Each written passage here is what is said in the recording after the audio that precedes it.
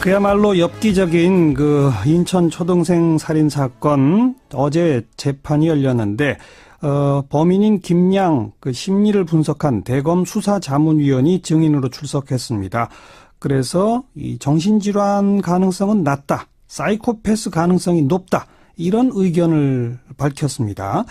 직접 김양의 정신심리평가를 실시했던 우석대학교 상담심리학과 김태경 교수 오늘 전화에 모십니다. 김 교수님 안녕하세요. 예, 안녕하세요. 예.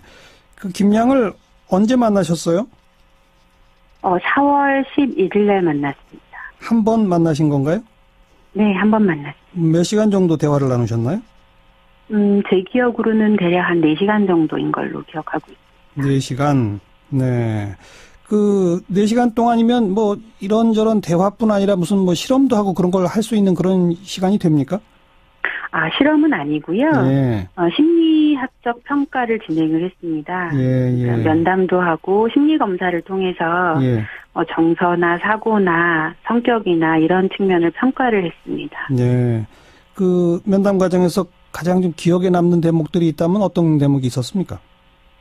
무엇보다 정신질환을 주장하는 상태였기 때문에 정신상태 평가를 진행을 했던 거였고요. 예. 그런 주장이 있었던 걸 감안해서 보면 놀라울 정도로 치밀했고 심리적으로 이렇게 거래를 할 줄 알아서 저하고 수시로 이렇게 눈을 맞춰가면서 저의 감정이라든지 예. 생각이라든지 이런 걸 파악해서 반응하고자 하는 시도를 되게 자주 드러냈던 걸로 기억하고요. 예. 다음으로는 자신의 행위에 대한 당혹감이나 후회나 반성 이런 기미는 찾아보기가 좀 어려웠고 주로 많이 호소하고 싶어 했던 게 구속을 해서 본인이 굉장히 힘들다라는 이야기를 많이 했고 예. 본인이 많이 힘든 것이 범죄 때문에 힘든 게 아니라 구속당해서 예. 자신은 이제 심지어 문장한정 검사나 이런 걸 보면 행복을 전부 차압당했다라고 표현할 정도로 범행 후에 자신이 처한 상황에 대한 어떤 푸념, 불평 이런 것들이 도드라졌고 네. 그게 가장 인상 깊었습니다. 일부 보도된 바에 의하면 벚꽃 피는 시기인데 벚꽃을 못 봐서 슬프다 그랬다면서요? 네, 좀 많이 속상해하면서 어린아이처럼 좀 징징대면서 한참 벚꽃이 피고 본인의 집에서 바라보면 벚꽃이 굉장히 예쁘게 보이는데 그 벚꽃을 볼 수 없는 게 너무 속상하고 슬프다라고 예. 이야기를 했습니다. 예. 구속당한 상태가 힘들다. 내 범행에 대해서는 후회나 반성도 없다. 그런 거예요? 그러니까 네, 단조로운 투로 후회나 반성을 한다고 이야기는 하는데 그러면서 이제 종종 자주 꿈이었으면 좋겠다라는 말을 했었는데요. 예. 인상적인 건 꿈이었으면 좋겠다라고 이야기 워낙 많이 해서 제가 그렇게 이야기하는 이유가 뭐냐라고 물었을 때 예.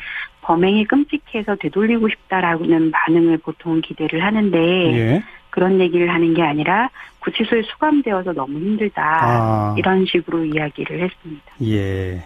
자, 그런데 정신질환을 계속 이 김양은 내가 지금 정신질환을 앓고 있다고 주장해 왔지 않습니까?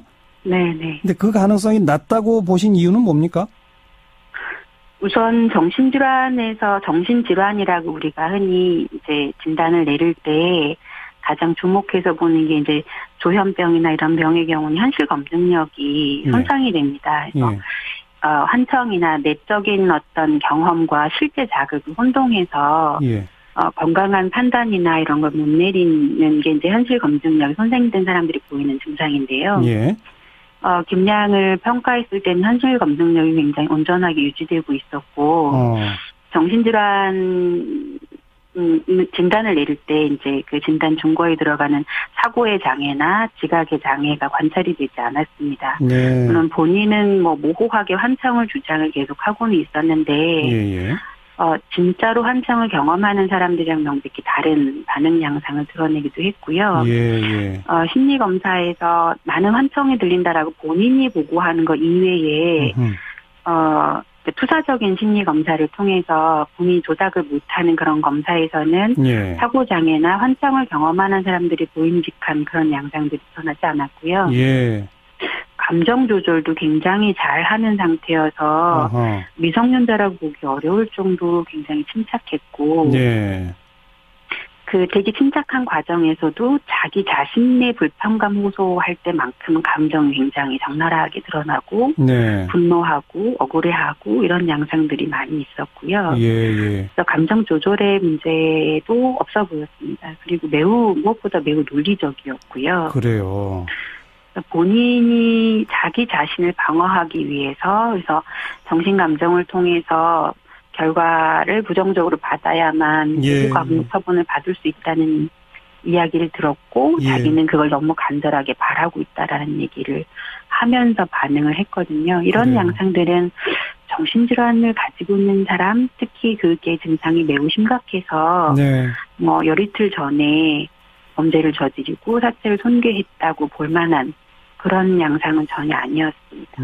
그리고 또 한 가지 자신은 다중인격 장애를 갖고 있다. 그 속에 아주 그 잔혹성이 강한 인격체가 그런 범행을 저지른 것이다. 또 그렇게 범행을 저지르도록 시킨 것은 공범인 박양이다. 이런 주장을 계속 해왔었지 않습니까? 그건 어떻게 보세요? 네. 우선 해리성 정체감 장애라고 이제 공식 명칭은 그렇고요. 아, 다중인격이. 장애. 예. 네네. 예. 네. 이런 경우에는 각각의 인격체가 상대의 존재를 모르는 게 일반적이고요. 아하. 그래서 심지어는 다중인격임이 굉장히 오랜 시간 뒤에 밝혀지는 경우도 많습니다. 예. 근데 김양의 경우에는 반대쪽 성격에 대해서 이미 다 알고 있는 상태였고, 예. 물론 이제 면담할 때 알고 있었다고 해서 범행자 당시에는 몰랐을 수도 있는데, 예. 근데 몰랐다면 자신의 굉장히 어떤 이 심각한 범죄를 저지르는 특성을 가진 본인의 인격이 그런 예. 범죄를 저질렀으면 나중에 알게 되면 예. 극도의 공포나 두려움이나 혼란을 드러낼 법한데 아하. 김양은 사건에 대해서 이야기할 때 오히려 굉장히 담담했고 끔찍하다, 사건에 대해서 생각하고 싶지 않다라는 얘기를 저랑 면담할 때 여러 번 했는데 예. 그 이유를 물어보면 구속이 돼서 그 생각을 하고 싶지 않다. 알겠습니다. 그리고 막상 시신을 훼손하고 보니까 징그러웠다. 뭐 이런 식의 표현을 하는 걸로 봐서는 예. 해리정체감 장애라고 보기 좀 어려웠습니다. 그렇군요. 그런데 국립정신감정센터에서는 아스퍼거 증후군일 가능성이 높다. 이런 판단을 내린 건 그러면 왜 그렇게 됐을까요?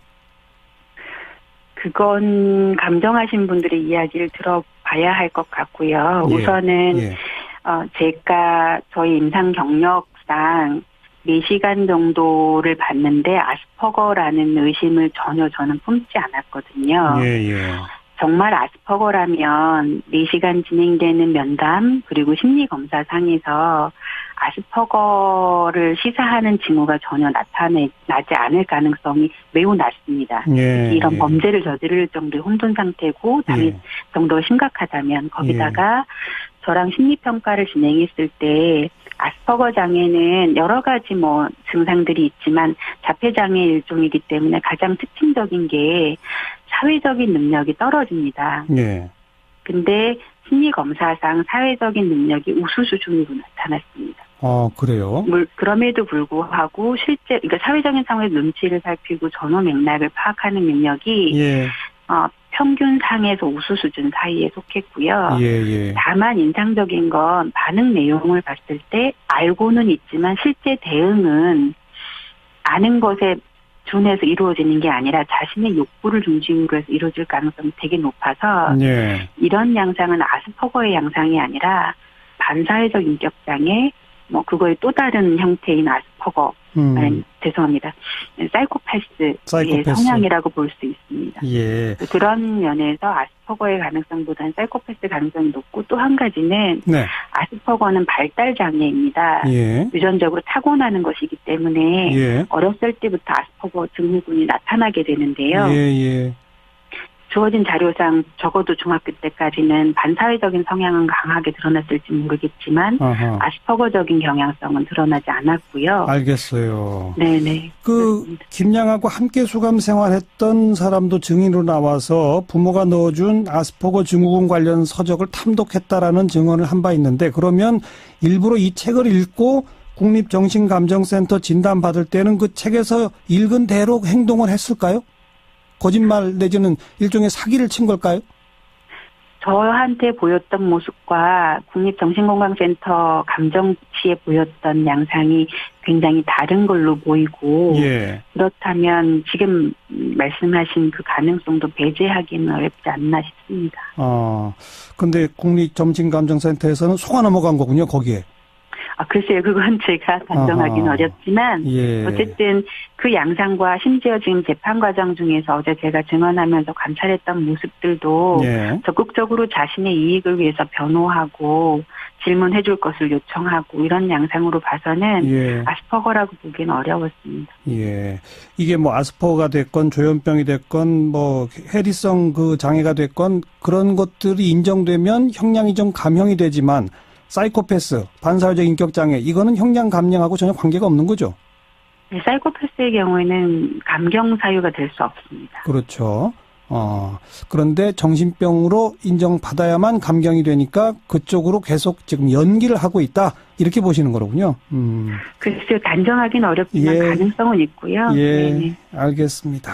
여기까지 말씀드릴게요. 고맙습니다. 네. 우석대학교 상담심리학과 김태경 교수였습니다.